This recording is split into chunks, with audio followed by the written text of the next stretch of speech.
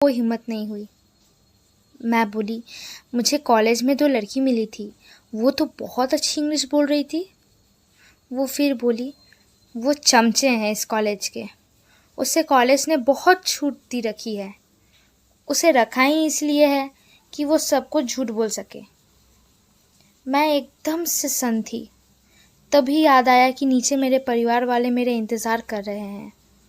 मैं बोली उस लड़की को कि ठीक है, मैं आ रही हूँ अपने परिवार से मिलकर, वो मेरा इंतज़ार कर रहे हैं, मैं ये सब बात उनको बताऊंगी।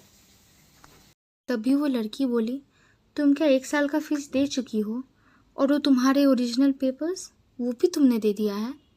मैंने बोला हाँ। तब वो बोली कि एक बार तुम ये सोच कर देख लेना कि वो पैसे तुम्हारे लिए कितने मायने रखते हैं, क्योंकि जब तक तुम उन्हें सारे पैसे नहीं दोगी तब तक वो तुम्हारे ओरिजिनल पेपर्स तुम्हें नहीं लौटाएंगे। तुम अब बहुत अच्छी तरह से फंस चुकी हो। मैं बोली, क्या सबके साथ ऐसा ही होता है? वो बोली, नहीं, यहाँ लोकल छात्र पर ऐसा कुछ लागू नहीं होता, उनसे डर से कोई बोलता ही नहीं है, वो किसी के साथ भी बिना वजह मारपीट करने लगते हैं, इसलिए उनसे थोड़ा दूर ही रहना। मेरे तभी आंखों से आंसू निकल रहे थे। मैंने ऐसे ही पूछ लिया, खाने में क्या है? तभी वो बोली, तुम वेज हो या नॉन वेज? मैंने बोला वेज। तब वो बोली, आज से नॉन वेज खाना शुरू कर दो, क्योंकि बिना कीड़े की तो दाल मिलेगी नहीं।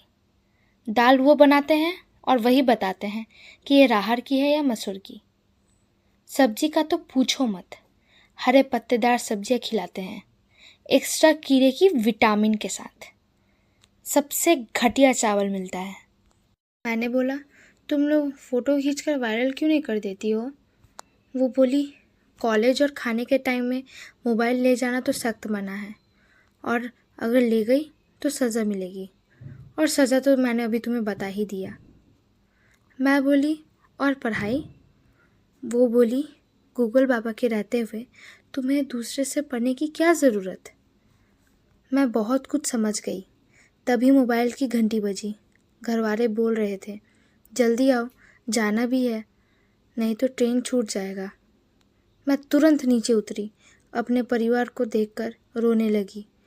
उन लोगों ने कहा, रो मत, हम फिर आएंगे, फिर मिलेंगे, और फिर 2 महीने के बाद तो छुट्टी हो ही जाएगी, तो तुम आ जाना।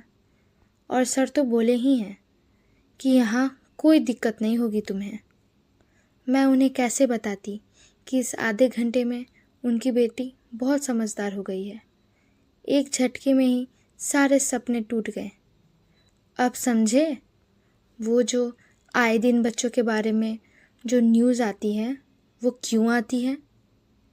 अभी 1 साल की पढ़ाई बाकी है। उस लड़की की कही एक एक बात सच है, बल्कि उससे भी ज़्यादा है। लेकिन दलालों की दलाली तो कम ही नहीं हो रही, सपने देखने भी बंद नहीं कर रहे हैं।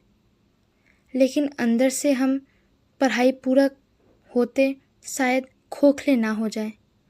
अब परिवार वालों भी सच्चाई जानते हैं, लेकिन करे तो क्या करे, मिडिल क्लास है ना हम, एक एक रुपए का हिसाब रखना पड़ता है।